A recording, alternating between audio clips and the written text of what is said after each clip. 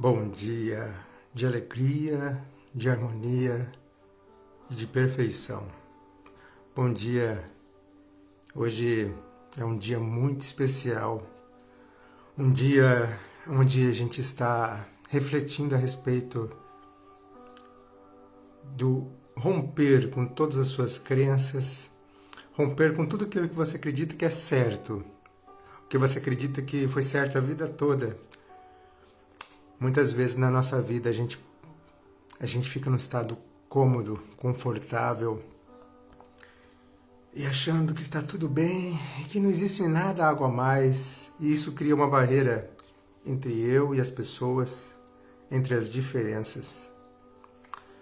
Você percebe que as diferenças, tanto de personalidade, de cultura, ainda causa tanto impacto de poder se relacionar, de poder interagir.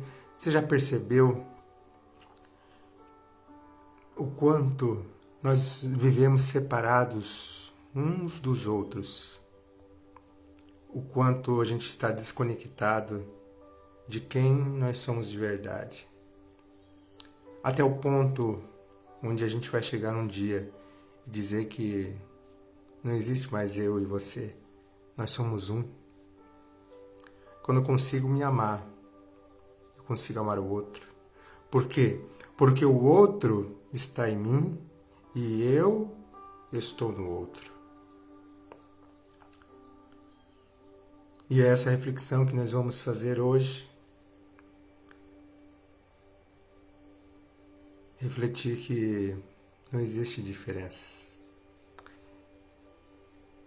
E a Bíblia diz algo tremendo, e que se as pessoas refletissem mais, ela define Deus com uma palavra apenas, que Deus é amor. Se Deus é amor, quem segue Deus tem que manifestar amor.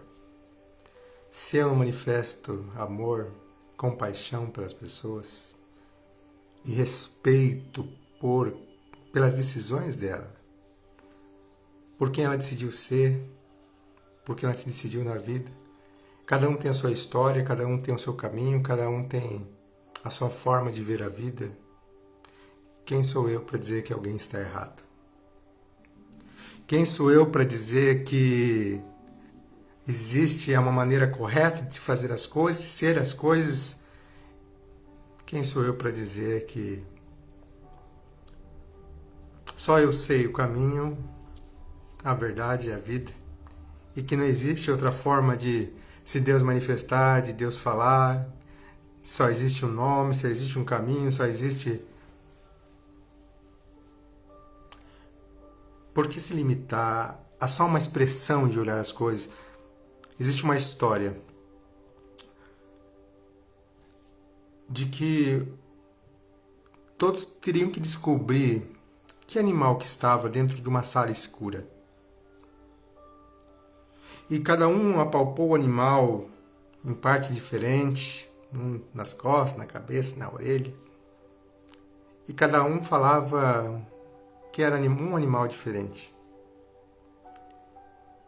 E quando acendeu a luz, apareceu o elefante. E quem tocou a tromba achou que era uma cobra. Quem tocou a orelha achou que era uma raia.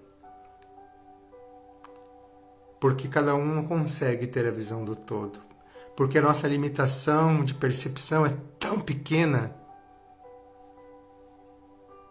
A nossa percepção de quem é o outro, de quem nós somos, do que é a vida, é tão pequena. E é isso, com uma personalidade incrível, que eu conheço ela desde os meus 14 anos de idade. E acompanhei a história dela. E é um amigo meu que eu amo muito. E que é uma dessas pessoas que se permitiu ver de maneiras diferentes, de se experimentar diferente, de viver a vida diferente. E essa história incrível, que é uma inspiração para qualquer pessoa, eu quis trazer aqui com esse convite, um meu amigo, porque ele é no Brasil, ele para mim é uma das referências de pessoas que se superaram, de pessoas que fazem a vida valer a pena. Então seja bem-vindo, Silvano, bom dia para você. Bom dia, está ouvindo? Tudo bem. Então, Está me ouvindo? estou te ouvindo. Estou te Bom ouvindo. dia. Tia. Então, a minha intenção é que você compartilhe conosco como que foi esse contato, teu primeiro contato, e como que foi essa iniciativa de sair de uma cidade, né, e experimentar uma cultura totalmente diferente. Como que foi andar disso? E também, se você puder contar um pouquinho da tua história, para nós vai ser uma grande alegria conhecer um pouquinho mais sobre você. Certo. Eu já desde criança já tinha alguma coisa ligada a ervas medicinais, né, a preparação de remédios. Eu já tinha uma certa sensibilidade de juntar elementos, né, a minha avó plantava ervas medicinais, só que ela tinha aquela coisa de ela plantar e ter para ela. Ela fazia isso, preparava para os familiares, para conhecidos e tal. E eu, naturalmente, quando criança, comecei a juntar aquelas ervas assim, e preparar os chás. Depois eu ia perguntar para a avó para que servia aquilo, para que servia outra coisa. E tinha essa facilidade de lidar com os elementos, assim, com as plantas, e plantar bem as coisas. Já desde criança a mãe dizia: vai plantar o antúrio, vai plantar a rosa, porque tu tem mão boa. Eu ficava: o que é essa coisa de mão boa, né, para plantar, ou alguma coisa assim. E aí fui perceber com o passar do tempo, quando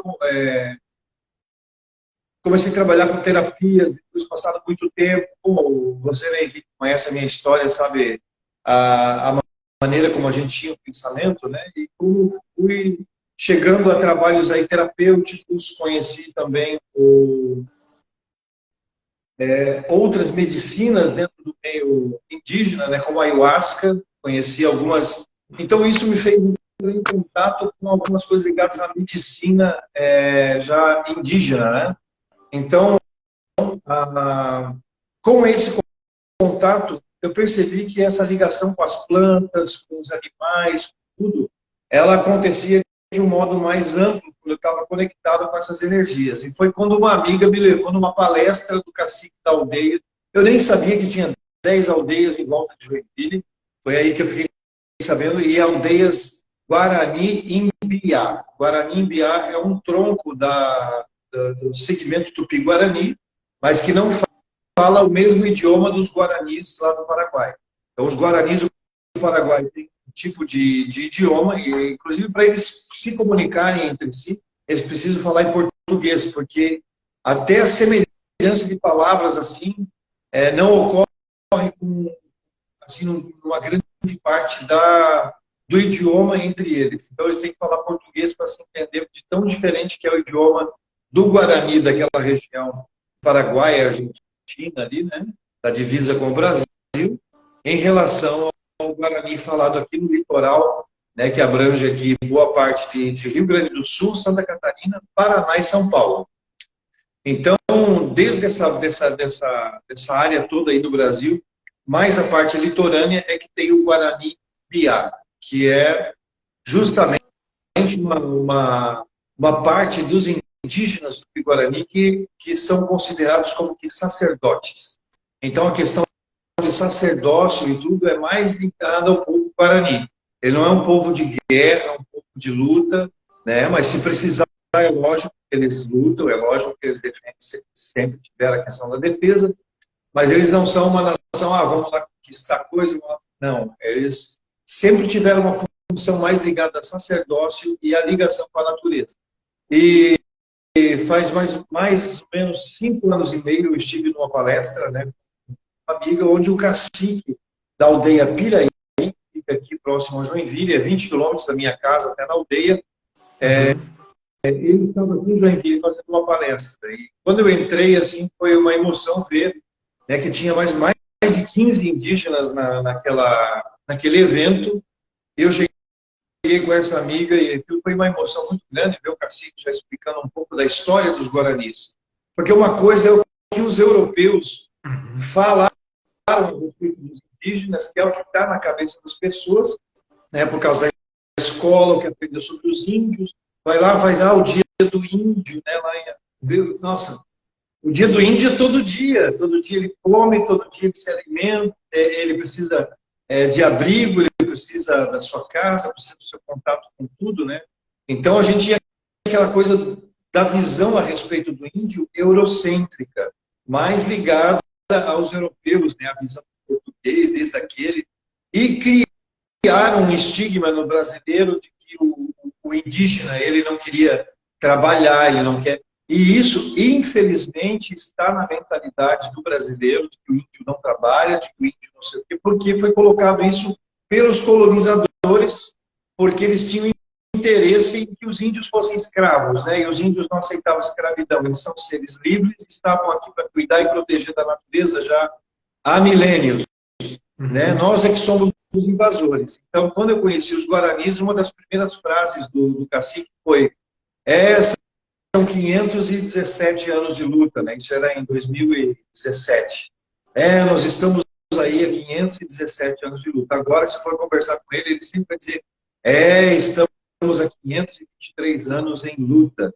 Quando usa essa expressão, ele está sempre dizendo: há 523 anos nós lutamos com a invasão que aconteceu aqui, que tirou a nossa paz, que tirou a nossa maneira de preservar a natureza, de preservar, né, porque realmente convivendo dentro da cultura, como eu tenho tido oportunidade, né, eu não me mudei da cidade, eu estou aqui, por exemplo, no meu espaço onde eu trabalho em Joinville, porque através do meu trabalho eu também consigo captar mais recursos, né, para os guaranis, tenho contato com mais pessoas, porque a gente sabe que oficialmente parece que está existindo, principalmente nos últimos momentos da política brasileira, os índios estavam em completo abandono. Então, uma das coisas mais lindas que aconteceu nesse momento é ter agora, né, o Ministério dos Povos Indígenas, que é o reconhecimento de que esses povos originários eles já estavam aqui, cuidando das coisas, fazendo as coisas aqui. E eu me considero um privilegiado de ter estado naquele dia vendo o cacique falar. E quando ele falava, parece que ele estava falando de uma coisa tão óbvia, mas que era tão profunda dentro de mim, que eu considero que agora é que eu estou aprendendo sobre a vida. Agora é que eu estou aprendendo mesmo sobre o porquê a gente está passando por aqui de uma forma a contemplar, né, o que existe, o que está aí, mas sem destruir, pensando que as próximas gerações precisam ter água limpa, precisam ter alimento, precisam ter proteção. E essa é a visão do não é uma visão exploratória, é uma visão depredatória, né? Nós estamos passando por uma fase depredatória.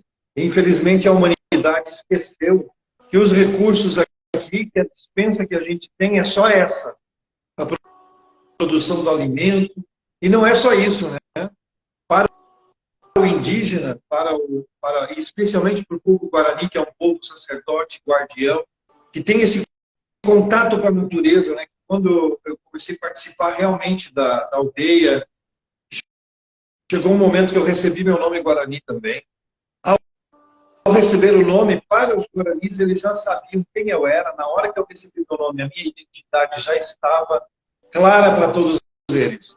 O Guarani, ele não nasce para ser alguém.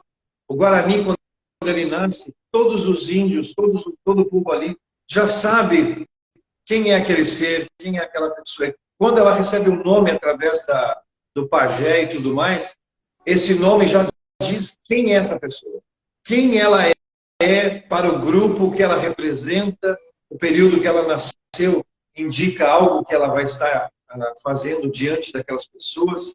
Então existe uma dinâmica muito orgânica. Até a política política e a religião e tudo entre eles é uma coisa orgânica, não existe uma divisão. Existem as nomenclaturas, tipo o cacique, o pajé, né, as demais pessoas que estão ali na... Então, o cacique é mais o aspecto hierárquico, de respeito, de autoridade dentro do grupo, e o pajé também é uma hierarquia e é um respeito, mas é um respeito à espiritualidade, ou aquilo que os guaranis em si não conheciam, não entendiam, né? E o pajé, geralmente, ele tem a ligação com a comunicação, é a comunicação com os animais, com as plantas, com os minérios, com os elementos do céu, né? O sol, a lua, as estrelas, tudo isso fala. Todos falam, todos têm um elemento vibracional que o Guarani, o povo indígena, aprendeu com a própria natureza a manter ligado o radinho, né? A gente já nasce numa sociedade que o radinho nosso também está ligado. O radinho, que eu digo que é onde nós captamos as frequências, né? Ele todos nós nascemos com o radinho limpo, prontinho. Eu não acredito em pecado original, acho uma balela isso, não existe pecado, né? Existe o ser humano perfeito que nasceu pronto. É um papel branco que vai sendo rascunhado pelos pais, depois pela escola, depois pelas igrejas, pela religião, por qualquer coisa. E quando alguém nasce nesse meio natural, né, nesse meio, como os índios sempre estavam nascendo dessas formas, eles nascem já aprendendo a observar a natureza, a observar os movimentos, a observar o tempo, o dia, a observar tudo e respeitar tudo como ali está. Se eles vão entrar na mata para pegar uma erva medicinal, eles pedem licença, né, com licença. Mentalmente, vai lá, eu quando eu vou na mata, né, pegar, porque às vezes a planta, ela diz, é a planta que fala com a gente, né, então, na hora que senta uma pessoa, né, um índio guarani senta do lado da gente e pergunta, né, eu vou falar meu nome guarani, é Verá de Ecupê, né, pergunta assim, Verá de Ecupê, você sabe algum remédio para minha dor de estômago? Eu nunca sei, porque não sou eu que mando nesse negócio. São as plantas que vêm na mente do pajé e diz o que a pessoa tem. É a planta que diz, é o estômago que está assim, e diz por que a pessoa está assim. É a planta que fala. Então, quando as pessoas diziam assim, os índios sabiam o segredo das plantas, eles não tinham microscópio, não tinham laboratório, não tinham nada disso. Como é que eles sabiam isso? Que hoje é comprovado que a maior parte dos remédios que nós temos nas prateleiras das farmácias, eles foram extraídos de plantas que os índios sabiam que serviam para determinadas doenças. Aí a ciência é o quê? A ciência é a observação mais minuciosa de algo. Então a ciência observou mais profundamente aquela planta e foi ver qual é o ingrediente ativo que os índios descobriram que está nessa planta aqui. Eles descobrem através da pesquisa, mas para saber que aquela planta já servia para algo, os índios já sabiam. Então, toda a medicina, praticamente, que você vê hoje nas farmácias, ela está ligada a algum conhecimento ancestral de indígenas em alguma parte do planeta, de povos originários, que já contactavam, já tinham essa comunicação com as plantas e com tudo. E nessa minha experiência com eles, nesses 5 anos, né, que eu já estou com os guaranis, acampei muitas vezes lá, estive muitas vezes, e eu digo para você, Henrique, eu realmente, nós aqui, como homens brancos, nós não sabemos nada sobre os índios, nada. O que a gente sabe é a versão contada pelos historiadores europeus que tinham tendência, né, colonizadora, de exploração, exploratória, extrativista, escravagista. Então, nós estamos falando de pessoas que estavam querendo lidar só com escravos. Então, para eles, o índio era sem vergonha, o índio era preguiçoso, o índio era não sei o quê. E eles vieram para cá com a visão de que o índio eles não tinham alma.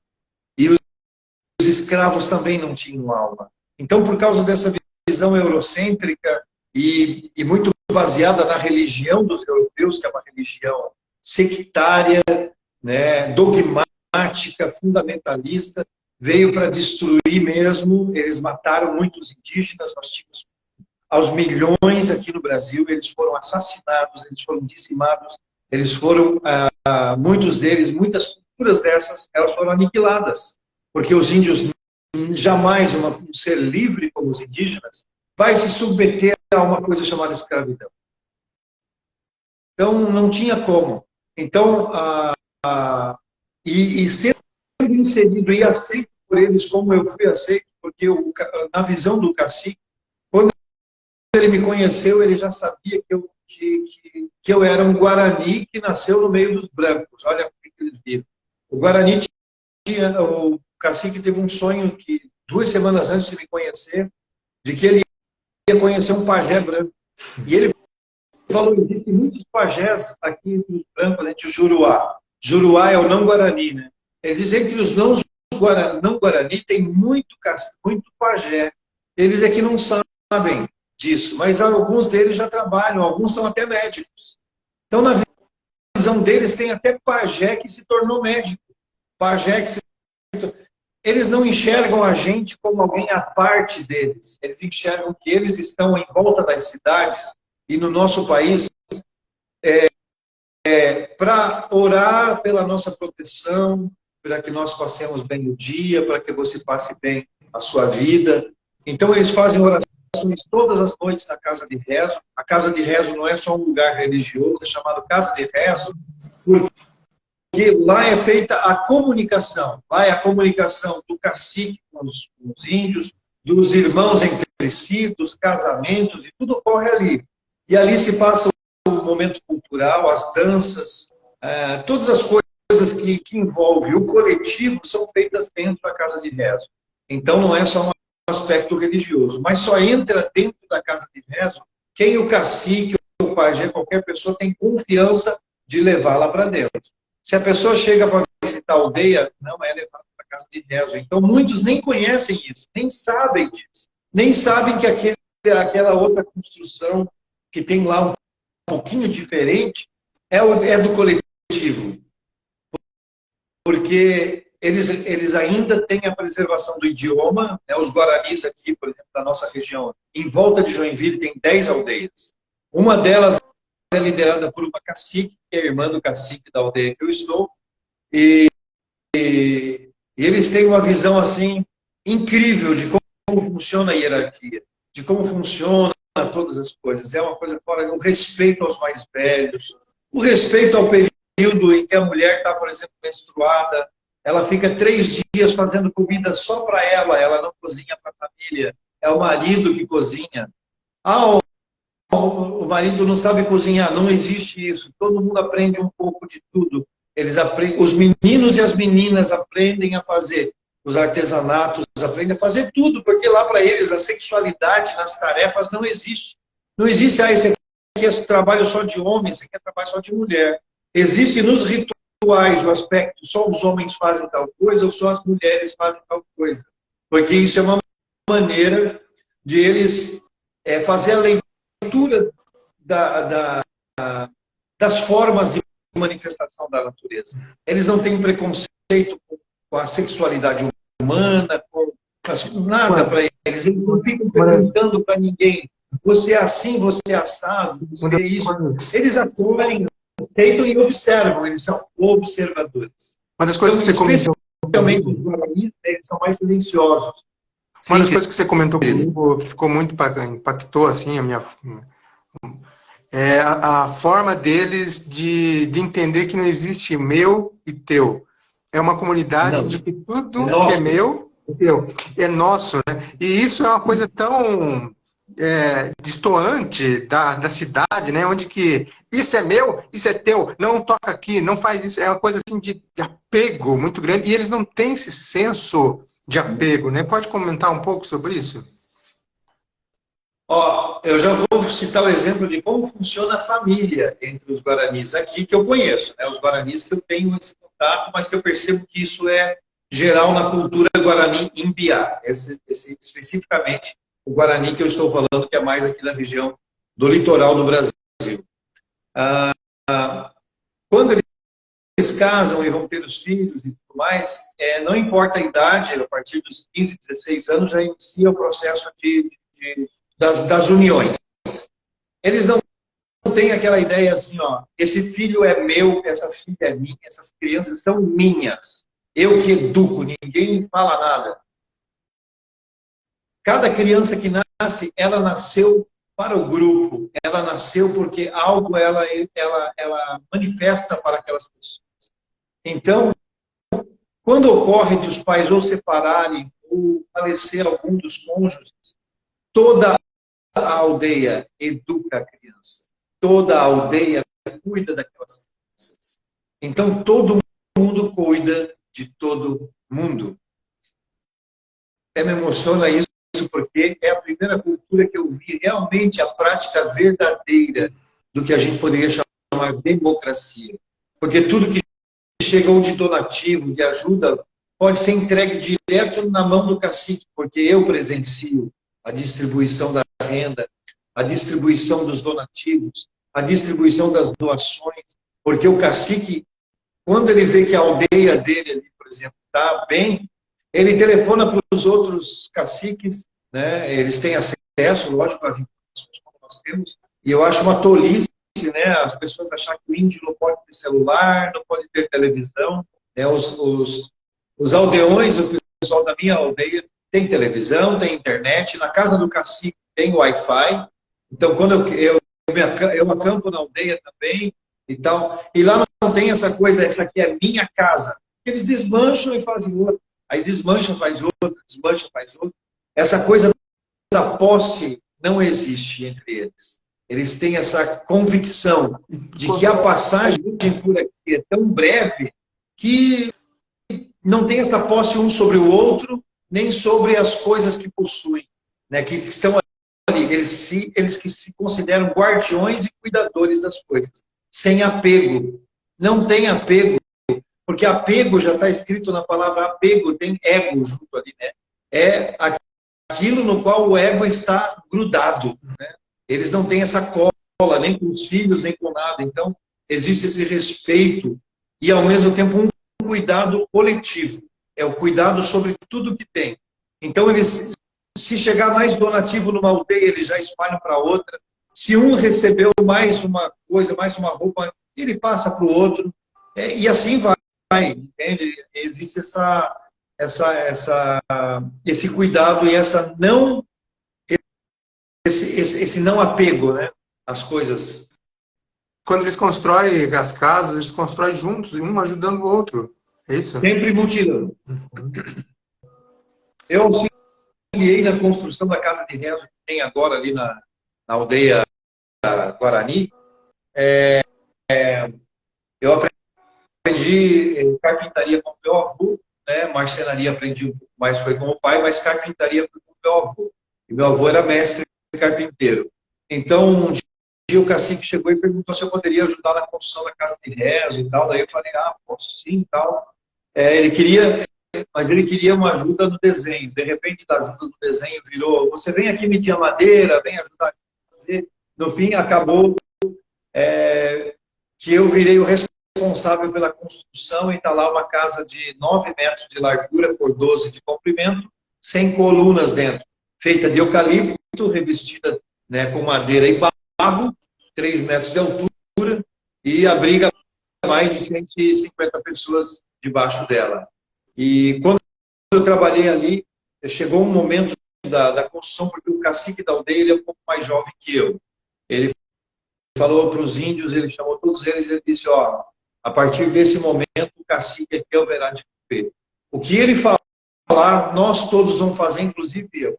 Então, no momento que eles estabelecem que alguém no grupo tem um conhecimento que vai passar para as pessoas, que vai passar, e o cacique entende que esse conhecimento realmente vai ajudar o grupo todo, a partir daquele momento, se eu sou o mais velho dentro daquele grupo, naquele momento, eu passo a ser ouvido como se eu fosse Guarani e como se eu fosse o cacique.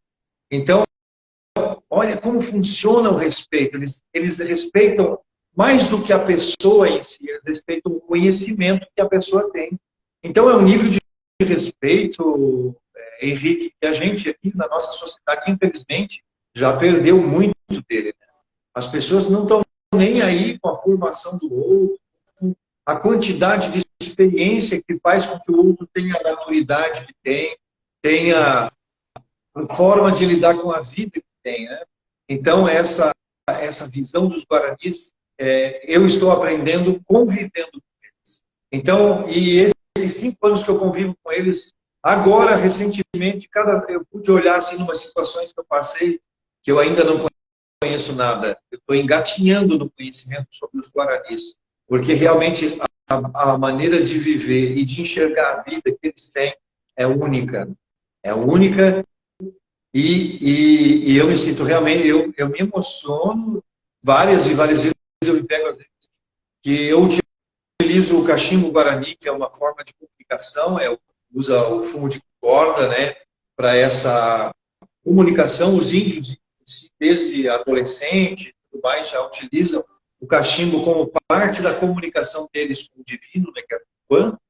Tupã nada mais é do que o divino, é a parte do divino que se comunica, né?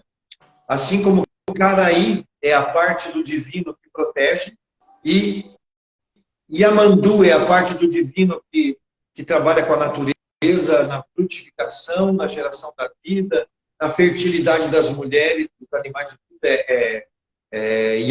Yamandu, e aquele que faz as orações, que está o tempo todo olhando pelas pessoas, que é o Jacairá. Então tem as 4, assim como tem 4 direções, os 4 elementos e tal, eles também têm o divino, para eles têm as 4 manifestações. Tupã é uma parte dela. Caraí, Yamandu e Jacairá fazem parte desse conjunto de qualidades do divino. E vou falar essa coisa do coletivo, do nosso aqui no nome do divino. Quando eu quero falar, por exemplo, Henrique, né? Aqui nós dois e mais as pessoas que estão ao vivo aqui, né, na live, formamos o nós, né? E não existe para nós, se a gente for falar sobre Deus, falar assim, termo, nosso Deus, vai vir na cabeça de muitas pessoas, se alguém é cristão, vai vir lá Cristo, se alguém é budista, vai vir outra coisa, se alguém vai vir na mente dele, no imaginário, né, algum tipo de coisa. Para o Guarani, existe uma palavra que indica o nosso, só que ela é usada só para o divino, que é chamada Nhande. Nhande é nosso, mas que é o nosso que é parte da gente. Não é nosso por número, por pessoa. É o nosso que é aquilo que é a nossa ligação. Então, Nhanderu, é o nome de Deus, é Nhanderu no Guarani. Nhanderu quer dizer nosso Deus, só que não é nosso Deus no sentido apropriação do divino, né? Como faz o cristianismo, esse é o nosso Deus. Quem é o nosso Deus? Né? Como se houvesse, se nós humanos pudéssemos nos apropriar do divino para falar que ele é nosso. É uma apropriação. Para o Guarani, Nhanderu não é deles. Nhanderu é de todo mundo mesmo. É da ameba, é da joaninha, é do sapo, é do gato, é do cachorro, é da planta, é de nós humanos. Nhanderu quer dizer tudo que nos liga ao que é vivo. Tudo que está vivo no universo é Nhanderu. Então, você é parte de Nhanderu. A planta é parte de Nhanderu. E não é panteísmo. Isso não é o panteísmo. O panteísmo é outra história. Né? Mas esse é o permear da vida que está em tudo é Nhanderu. Então, parte dessa vida se comunica e o que mais assim mudou na sua vida depois que você teve contato com os guaranis? O que a forma de você ver a vida, o teu comportamento, a tua vida? Eu acredito que você repaginou todos os paradigmas, né? Até então que você tinha construído. E o que aconteceu contigo, assim, depois desse contato? O que foi a tua visão de vida? O que mais mudou? Para mim, a mudança principal foi poder enxergar uma riqueza e uma evolução de comportamento humano, de humanidade, uma riqueza de humanidade, num povo considerado por nós que achamos que estamos num processo evolutivo além, só porque temos tecnologia na mão. Então a gente acha que porque a gente tem tecnologia, a gente é mais civilizado. Civilização não é excesso de tecnologia. Civilização é excesso de humanidade. É excesso de atenção e observação. O primeiro tapa na cara que eu levei, eu digo tapa na cara porque a existência deles mostra, às vezes, tanta futilidade da nossa existência. Para a nossa existência, nós, às vezes, nos sobrecarregamos de tanta coisa, de tanto preciso disso, tanta necessidade que criamos, que não são as necessidades reais. Eu percebi que a riqueza que eles olham, que eles observam, é a riqueza do ser. E eu percebi o quanto, mesmo eu já tendo visões mais espiritualizadas, mais centradas no humano, eu percebi o quanto a minha observação, o meu ser ainda estava muito pautado na nossa sociedade do ter. Então, o maior tapa na cara foi observar que eles estavam um pouco se lixando se tem um móvel novo, se tem uma roupa nova, se tem isso e aquilo, eles não estão nem aí com isso. Às vezes até aspectos que para nós aqui, diz assim, puxa, mas tal coisa ainda está desorganizada, tal coisa não é muito limpa, não entende o que eles realmente têm de limpeza. A limpeza deles está no olhar que eles têm a respeito do próximo, do outro. Então, a minha maior mudança é, esquece os aspectos físicos que tu está vendo aqui. Muita gente falou assim, por que, mano, uma pessoa de um posicionamento que eu pensava até evoluído, chegou um dia para mim e disse, por que você está nesse envolvimento com os Guarani? Toma cuidado, viu?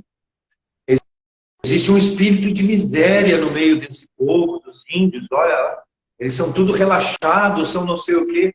Eu olhei para a cara dela, e eu só fazia um ano que eu estava indo na UTI, eu olhei para a cara dessa pessoa e falei assim, desculpa, mana, mas você é uma analfabeta do que você está falando. Você não sabe o que está falando. Você está falando isso baseado em conceitos de teologia, de prosperidade, que ensina que o divino tem que ficar fazendo barganha, tem que ficar fazendo barganha divino. Você só é abençoado se você tem um carro zero, uma casa chiquérrima. Eu descobri com pessoas que não têm nem carro, que não têm nem a casa com piso, eles estão lá em chão batido ainda, muitos ainda só chão batido, cara. Mas eu percebo uma alegria e uma felicidade de ser e estar aí. E se for perguntar para eles, você quer mudar a vida assim?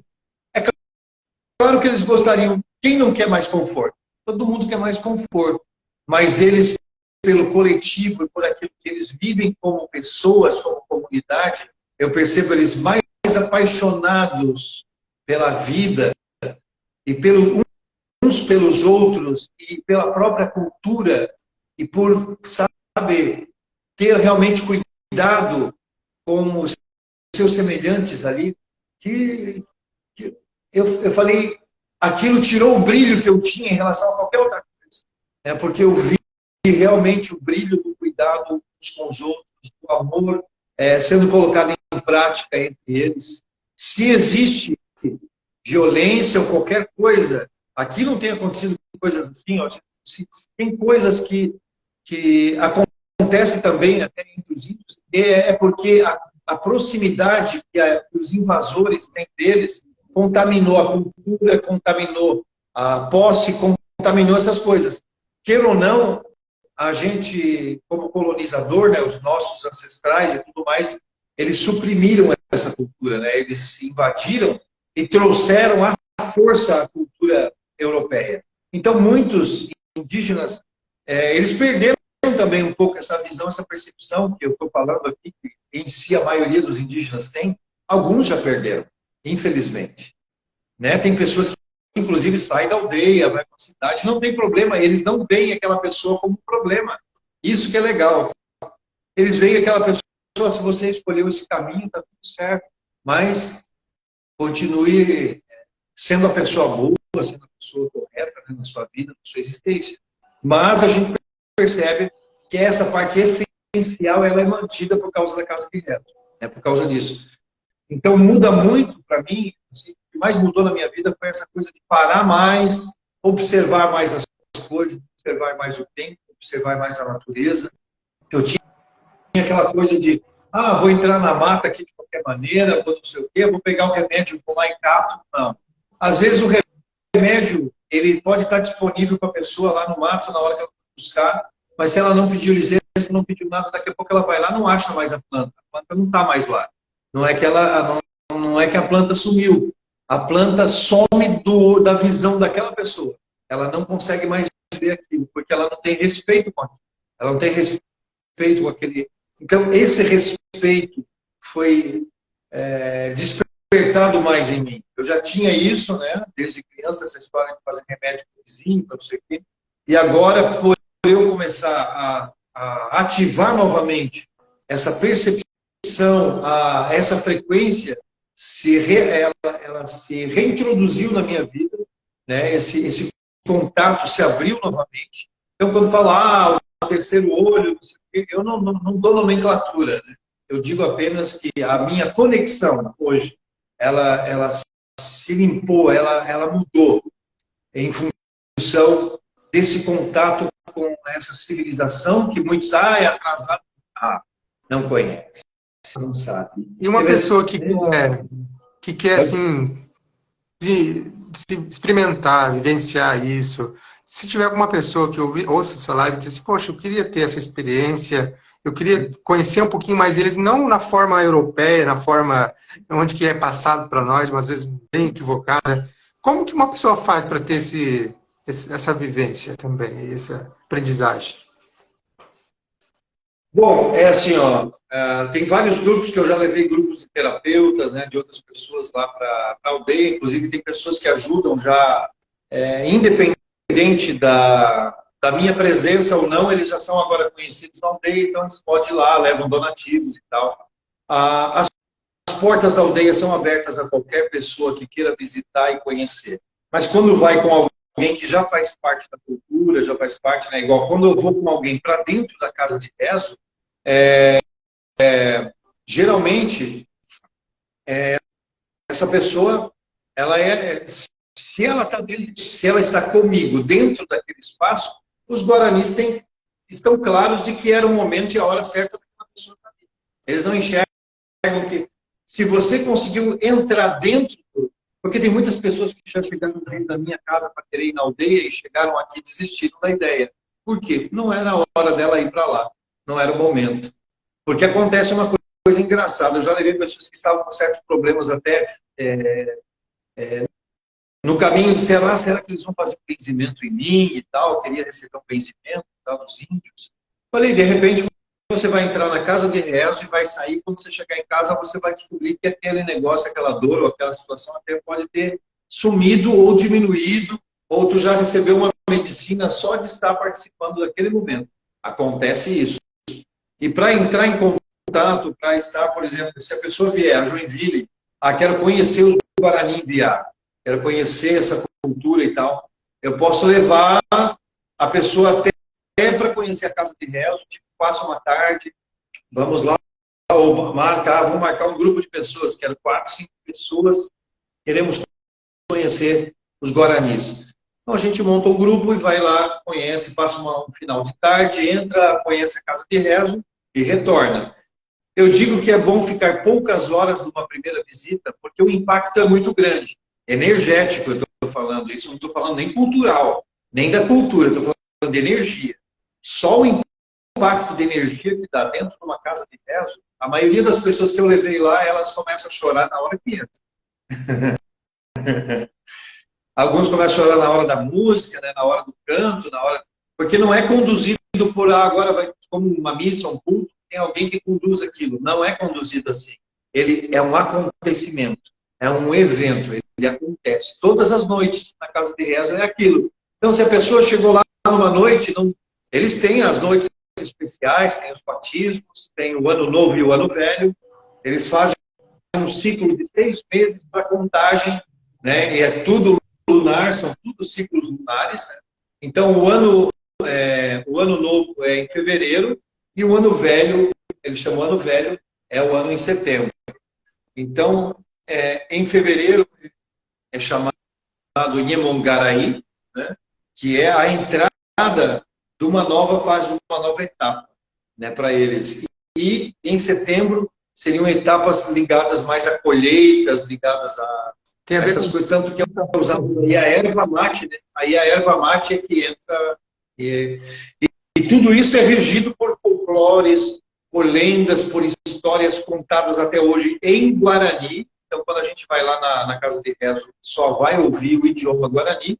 E a gente, às vezes, eu levo a sorte de ter o tradutor, que tem um tradutor lá na aldeia, que faz eu me sentir menos desconfortável de ser um juruá europeu, né? Porque eu tenho olhos azuis, tenho 1,87 m. Os índios são todos mais baixos e todos com a pele mais escura e tudo mais, então eu destoo bastante. Eu me sinto menos desconfortável porque tem índio albino na aldeia. Então, o albinismo desse indígena faz eu me sentir menos desconfortável. Inclusive, esse índio albino é um dos que tem doutorado, está fazendo doutorado, né, dentro da aldeia. Eles fazem faculdade também, as nossas faculdades, né, eles estudam até os 8 anos de idade, é só o idioma Guarani. Depois eles entram na escola, vão aprendendo o que as crianças brasileiras aprendem, porque eles também são cidadãos brasileiros. Todos têm um nome brasileiro. Então, o cacique da minha aldeia, por exemplo, o nome dele é Ronaldo, no documento brasileiro. Mas o nome dele para a aldeia, para a tribo, é Caraí Tocumbó. Assim como eu tenho o nome Verade Ecupê. Eu não sou conhecido por Silvano na aldeia. Eu sou conhecido por Verade Ecupê. Então, se eu chego lá e digo, Verade Ecupê, trouxe alguém aqui, trouxe pessoas que já sabem que pode receber, e qualquer pessoa que chega comigo é recebido como eu sou recebido. E é incrível, mudou também a experiência de muitos indígenas. Quando eu recebi o meu nome, mudou completamente o tratamento de todos os índios comigo, mudou. Então, muita gente diz, o índio é antipático, o índio não fala muito, o índio não fala não sei o quê. E se você pergunta muita coisa para eles, não é que eles fazem de conta, é que eles já foram tão roubados pela gente, tão saqueados, tão delapidados. Eles vão ficar passando o conhecimento de qualquer maneira para quem só vive roubando eles? Não, né? Eles têm que ter confiança, têm que ter aquela certeza de que aquela pessoa está ali para o bem, está ali para a luz.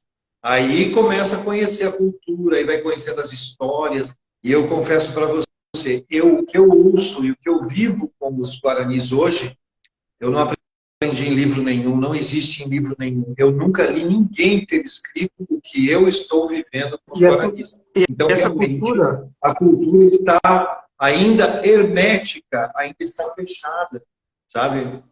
Não fechada porque eles estejam fazendo isso de propósito, fechando dessa forma. Não, é para preservar, porque nós realmente, infelizmente, os nossos ancestrais, a energia que eles trouxeram para cá foi exploratória, foi até o que está acontecendo, né, com os Yanomami, né? É uma tragédia humanitária, né? E poderia acontecer com os demais índios se continuasse a coisa como estava, né? Poderia chegar os índios a um genocídio, que o que está acontecendo com os Yanomami se chama genocídio. Quando se abandona uma etnia do qual um governo, seja ele qual for, ele tem responsabilidade pela preservação daquelas vidas, elas estão no abandono, isso é genocídio. Porque aquela cultura, se ela desaparecer, a humanidade fica pobre. Se um indígena somente morrer, a humanidade está ficando pobre. Cada pessoa de povos originários que perderam a sua terra, ele perdeu a sua expressão, ele perdeu a sua manifestação dentro da riqueza da humanidade. Então, os povos indígenas, eles têm que ser preservados. E eu me sinto hoje, né, na altura que eu cheguei da minha vida, de todas as outras coisas que eu aprendi até hoje, eu me sinto, estou engatinhando nessa cultura, mas hoje eu posso dizer, dou a minha vida por essa cultura. Eu me sinto realmente um Guarani. Eu me sinto um Guarani no sentido de que, para mim, a visão do divino é igual a deles. Para mim, todos fazem parte desse divino. Ninguém está fora. Não existe estar fora do divino. Achar que o divino está fora, que eu tenho que aceitar esse divino, que esse divino um dia tem que vir, isso é uma ilusão. É uma mentira.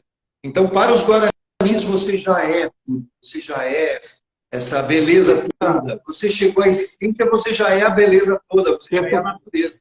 E essa cultura milenária, né, que vem passando, acho que de pais para os filhos e netos, e vai passando assim de forma ensinamento, né, de pais para os filhos, é muito belo e é protegida, né, de alguma forma hermeticamente para não ter perversão, né, no conhecimento, não ter assim a sujeira das culturas alheias de misturar as coisas. E é proibido a fotografia, a filmagem entre eles? Sim, porque assim, ó, agora existe, não só agora, faz um bom tempo eu fui descobrir isso, eu perguntava para o cacique, eu sempre fui de evitar fazer fotos ou coisas assim dos guaranis, né? Eles têm uma questão de preservar as crianças de violência e tudo mais. Então, mostrar a aldeia, muitos não sabem que aquela... Às vezes tem umas pessoas dentro da aldeia que parecem crianças e não são, já são adolescentes, já são adultos, né? Então, muitos vão fazer interpretações erradas a respeito das práticas que eles têm dentro dos hábitos de trabalho, dos hábitos de como todo mundo se coopera, como todo mundo se ajuda. E eles têm essa preservação da imagem, porque eles são muito poucos, eles já estão num número muito reduzido. E às vezes a circulação de muita imagem ligada a eles pode trazer uma certa dificuldade. Então, eles mesmos estão já fazendo cursos de cinema, curso de documentarista, tem pessoas de ONGs que vão dar curso dentro da aldeia. Então, a filha do cacique, por exemplo, ela já tem todo o traquejo, ela é minha madrinha de nome, inclusive. A filha do cacique se tornou minha madrinha com 15 anos. Né? Então, agora ela está com 20. E ela virou uma ativista do movimento indígena dentro da minha aldeia. Que na minha aldeia tem mais ou menos 130, 140 indígenas. Né? E tem, somando todos que estão aqui em volta de Joinville, dá aproximadamente 1.100 indígenas no máximo. E mais da metade desse grupo é de crianças. Crianças até, que eu estou falando aqui, 12, 13 anos. Então, e aí a gente tem essa coisa de preservar bastante a imagem. E a imagem é num sentido bem amplo. Então, agora vai sair mais documentários, mais coisas, mas feito pelos próprios guaranis. Feito com eles mesmos, mostrando os aspectos da cultura e tudo mais. Claro que eles vão mostrar aquilo que pode ser mostrado. Nunca vai ser mostrado uma coisa que é de maior profundidade do conhecimento deles. Eles têm coisas incríveis, segredos incríveis sobre a natureza que a gente não imagina. E que eles acessam com a maior naturalidade, com a maior tranquilidade. Sabe? É uma coisa incrível. Antes de nós finalizarmos, eu quero fazer um agradecimento especial para você, Sil, para a tua disponibilidade, teu carinho e a tua luz que veio sobre nós para nos esclarecer a importância de ver o outro não com filtro de véus de diferença e de que todos nós somos um só e não existe diferença alguma. E os indígenas, a sua vivência tentam nos trazer isso, essa percepção em que o amor é a única coisa real e a única coisa que faz a vida valer a pena. Exatamente. Então, eu quero te agradecer profundamente por você estar aqui comigo, pela sua presença, pelo teu ser estar aqui comigo e o meu ser estar com você. E eu muito obrigado por ser essa pessoa magnífica, incrível, inspiradora, a expandir tantos horizontes. Você me faz expandir. Estamos aprendendo. E antes de nós finalizarmos, a gente, como faz parte da marca Faust Motivacional, eu quero fazer mais duas perguntinhas breves e um pedido. A primeira pergunta é: o que te faz sair da cama todos os dias? Qual é o sentido que te faz assim, a vida vou fazer valer a pena? A primeira pergunta é essa. A primeira pergunta é essa. O que faz tudo valer a pena cara, existir para mim hoje é um privilégio. É o privilégio de existir, não é nem só estar vivo, de estar existindo. Então, toda manhã saber que você está tendo uma oportunidade de, mais uma vez, acrescentar mais ao seu humano. Então, eu penso assim, hoje eu estou tendo a oportunidade de mais um dia de colher coisas boas, como eu já coloquei o carpe diem aqui até no meu braço, aqui. Olha hoje. Então, eu tenho mais um dia hoje para colheita e, por exemplo, esse momento de estar passando essa... Para mim, eu estou colhendo algo que...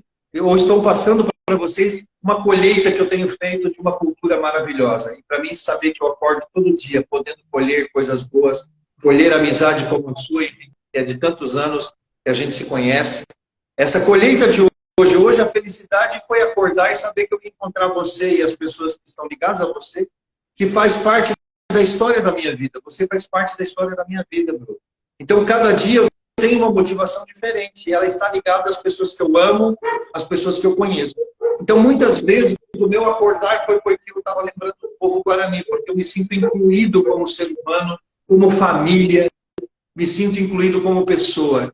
Então, cada dia eu tenho uma motivação diferente para dizer, hoje eu tenho algo mais para colher, para receber e para partilhar também da minha vida, do meu existir com o próximo.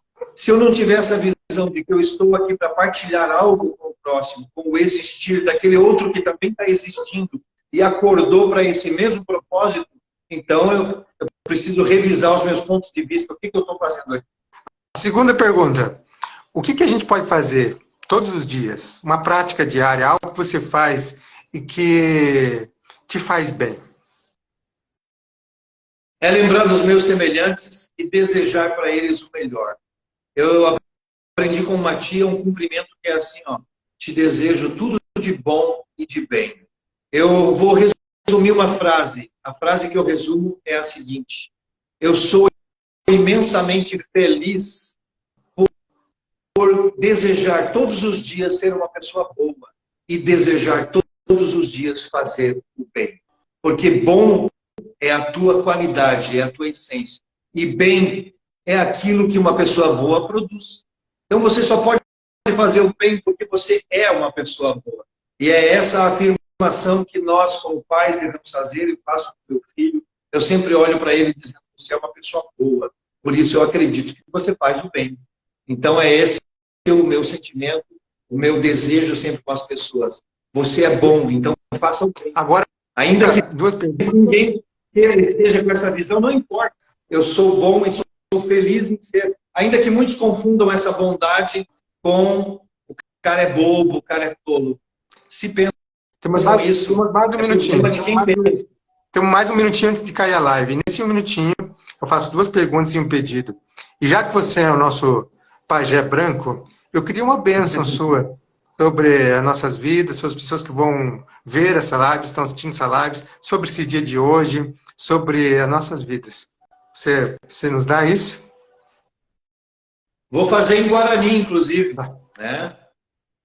Aguijevete em Anderu Tupã, Aguijevete em Anderu, Aguijevete em Anderu Yamandu, Aguijevete em Anderu Jacairá.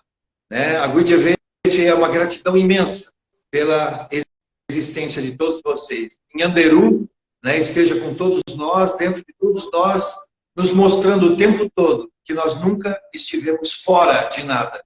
Estamos o tempo todo dentro daquilo que é vida e daquilo que nos mantém e nos preserva sempre. Em Anderu esteja com todos nós. Muito obrigado. Um ótimo dia para todos nós. E um forte abraço, meu, em você. Forte abraço para todos vocês. Um abraço, Henrique. Muito obrigado por essa oportunidade. Eu que agradeço. Até mais. Tchau. Aí,